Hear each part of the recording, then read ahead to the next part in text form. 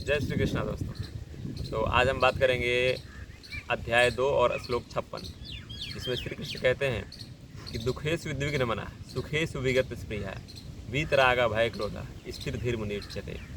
अर्थात जो दुख में जिसका मन उद्विग्न नहीं होता है और सुख में जो सुख से आह्लादित नहीं होता और जो वीतरागी है, भय और क्रोध से मुक्त है, उसी को कृष्ण स्थिर धीर मुनि कहते हैं कि वो स्थिर बुद्धि वाला है। तो हम समझेंगे कि इसमें जो एक शब्द वीतरागी जो कृष्ण ने इसमें यूज़ किया है वो क्या है। वो शब्द बहुत ही महत्वपूर्ण है। नॉर्मली लोग समझते हैं, दो शब्दों का मतलब समझते हैं, राग और विराग। राग का मतलब ये होता है कि किसी भी चीज़ से आपका लगाव जो है वो राग होता है। वो कोई भी चीज़ से, सफलता, पद, प्रतिष्ठा, घर, कोई भी चीज़, पैसा, अपने रिश्तेदार, जो भी है, उसको जिस चीज़ से भी आपको अट्रैक्शन होता है, अगर सीधे शब्द में बोले तो जो लगाव है, अट्रैक्शन है, उसको राग बोलते हैं। और उस राग का ठीक उल्टा शब्द जो होता है उसको विराग कहते हैं। तो विराग मीन्स किसी चीज़ से विकर्षण है, राग मीन्स किसी चीज़ से आकर्षण है। तो ये दोनों ही एक सिक्के के दो पहलू हैं।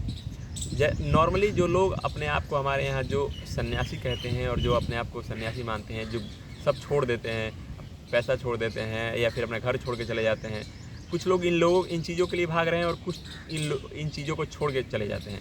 तो जो छोड़ के चले जाते हैं हमारे यहाँ जनरली उनको सन्यासी कहा जाता है, कि जिन्होंने घर छोड़ दिया, पैसे छोड़ दिए, जो सब छोड़ दिया, वो संन्यास्त हो गए। बट कृष्ण कुछ अलग कह रहे हैं। राग जो इन चीज़ों के पीछे भाग रहा है उसको रागी कहते हैं, और जो इन चीज़ों से भाग रहा है उसको विरागी कहते हैं। एक को इन चीज़ों से आकर्षण है, दूसरे को इन चीज़ों से विकर्षण है, और दोनों ही एक सिक्के के दो पहलू हैं। जो छोड़ के जा रहा है वो जो उसके लिए भाग रहा है उससे कोई अलग नहीं है, सिर्फ फ़र्क ये है कि वो दूसरा पहलू है। कृष्ण वीतरागी बनने की बात कर रहे हैं कि जो ना आकर्षण, जिसको किसी चीज़ से ना ही आकर्षण होता हो और जो ना ही किसी चीज़ से विकर्षण होता हो, उसको ना ही वो किसी चीज़ से उसका लगाव है, ना ही किसी चीज़ से उसको नफरत है। वो कोई भी चीज़ हो सकती है, धन संपत्ति है तो ठीक, नहीं है तो ठीक, अभी है तो भी उसको कोई फ़र्क नहीं है, और चला भी जाएगा तो भी उसको कोई फ़र्क नहीं पड़ेगा। उसको वो घर छोड़ के घर से भी नहीं भाग रहा है और घर के लिए भी नहीं भागता है। वो जो दोनों से नहीं ना किसी के लिए भागता है ना किसी से भागता है, एक्चुअली वो कृष्ण उसको वीतरागी कहते हैं। और ऐसा व्यक्ति ही असल रूप में सन्यासी और संन्यास्त होने के, और इसी को कृष्ण सन्यासी कहते हैं। तो जो लोग ऐसा सोचते हैं कि वो सब कुछ छोड़ के चले जाएंगे, जो लोग सोचते हैं कि मैं सब कुछ छोड़ के सन्यास्त हो जाऊंगा, सब कुछ चला जाऊंगा, एक्चुअली वो असल रूप में सन्यासी का मतलब समझते ही नहीं है। सन्यास का मतलब कि आप जहाँ पे भी हैं, जैसे भी हैं, जिस स्थिति में भी हैं, वो आप किसी चीज़ के प्रति आपका लगाव, आकर्षण और विकर्षण नहीं होना चाहिए। आप सामाजिक जीवन में भी रहते हैं, किसी जीवन में, इवन के संन्यास में भी आपने अगर धारण कर लिया तो उसमें भी आपका किसी भी तरीके से उसमें विकर्षण का भाव नहीं होना चाहिए। बहुत सारे सन्यासी को आप मिलेंगे और बहुत सारे ऐसे लोगों की बातें सुनेंगे जो कुछ चीज़ों को छोड़ने की बात करते हैं, कुछ चीज़ों को पकड़ने की बात करते हैं, जो किसी चीज़ से आकर्षण की बात करेंगे, किसी चीज़ से विकर्षण की बात करेंगे। एक्चुअली वो समझते ही नहीं है कृष्ण की इस श्लोक का मतलब, जो कि एक सन्यासी का असली मतलब क्या होता है, जो कृष्ण समझाते हैं। आप कहीं पे भी रह करके सन्यासी बन सकते हैं। आप एक परिवार में, समाज में रह करके भी एक उच्चतम कोटि का सन्यासी बन सकते हैं, क्योंकि सन्यास कोई ऐसी चीज़ नहीं है जिसमें कि आपको जाके कोई चीज़ कहीं लेनी है और जाके सब कुछ छोड़ देना है और किसी नहीं।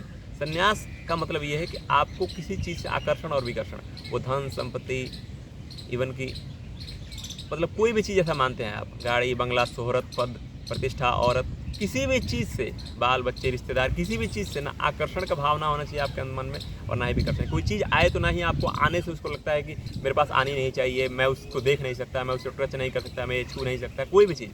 तो वो सेलेक्टिव सन्यासी है, जो चुनाव करता है, वो द्वैत में है।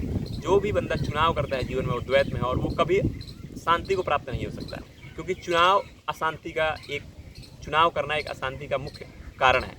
सो जो लोग चुनाव नहीं करते अपनी लाइफ में, जो चीज़ है उसको समग्रता में स्वीकार करते हैं, और कोई चीज़ आ जाता है तो भी उसको प्रणाम करते हैं, कोई चीज़ चली जाती है जीवन से फिर भी उसको प्रणाम करते हैं। न आने से वो किसी तरह से प्रभावित होते हैं और ना किसी चीज़ के चले जाने से। और जो इस बात को गहन तरीके से समझते हैं, जो इस मन स्थिति में रहते हैं, वो असल सन्यासी हैं, वो असल संन्यास्त हैं।